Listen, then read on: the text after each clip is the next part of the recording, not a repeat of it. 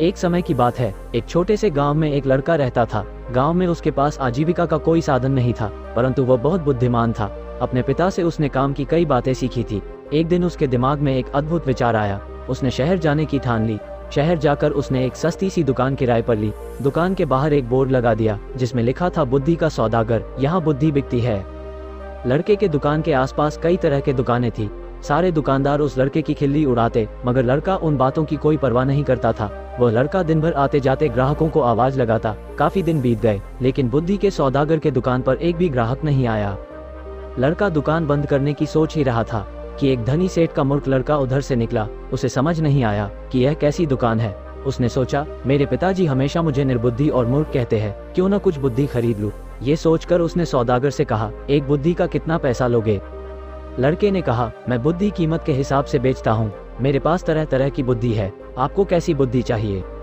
सेठ के लड़के ने कहा, ठीक है, 1 पैसे में जिस तरह की बुद्धि आए दे दो।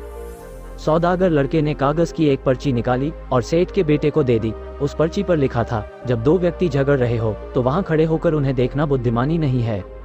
सेठ का बेटा खुशी खुशी घर पहुंचा और अपने पिता को कागज की पर्ची दिखाते हुए बोला, देखिए पिताजी, मैं 1 पैसे में अक्ल खरीद कर लाया हूँ।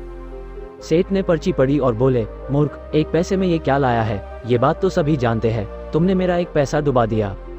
फिर सेठ बाजार गया और उस लड़के को बुरा भला कहते हुए बोला, लोगों को ठगते हुए तुम्हें शर्म नहीं आती? लाओ मेरा 1 पैसा वापस करो। सौदागर लड़के ने कहा, पैसा क्यों वापस करूं? माल दिया है, पैसा लिया है।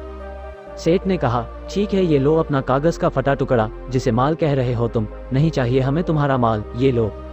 सौदागर ने कहा, पर्ची नहीं, मेरी सीख वापस करो। अगर पैसा वापस चाहिए तो आपको एक कागज पर लिख कर देना होगा कि आपका बेटा कभी भी मेरी सीख का प्रयोग नहीं करेगा। बात बन गई, दोनों पक्ष मान गए। सेठ ने कागज पर हस्ताक्षर किए और अपना पैसा वापस लेकर प्रसन्न हो गया। समय बीतता गया। उस राज्य के राजा की 2 रानियां थी। एक दिन दोनों रानियों की दासियां बाजार गई और उनका झगड़ा हो गया। बात सीधे लड़ाई तक पहुंच गई। वही सेठ का बेटा भी खड़ा था। सारे लोग वहां से चले गए, लेकिन सेठ का बेटा वही उनकी लड़ाई देखता रहा। फिर दोनों दासियों ने उसे अपना गवाह बना लिया। झगड़े की बात राजा रानियों तक पहुंची। दोनों रानियों ने लड़के से कहा कि वह उनके पक्ष में गवाही दे। सेठ और उसके बेटे के होश उड़ गए। फिर सेठ और उसका बेटा सहायता के लिए बुद्धि के सौदागर के पास गए और बोले, हमें किसी तरह बचा लीजिए। सौदागर ने कहा, ठीक है, लेकिन मैं 500 रुपए लूंगा। सेठ ने बुद्धि के सौदागर को 500 रुपए दे दिए। बुद्धि के सौदागर ने उपाय बताया, देखो, जब गवाही देने के लिए बुलाए जाए तो पागल की तरह व्यवहार करना। सेठ के बेटे ने वही किया। राजा ने उसे पागल समझकर निकाल दिया। इसी तरह की 1-2 घटनाएं और हो गई।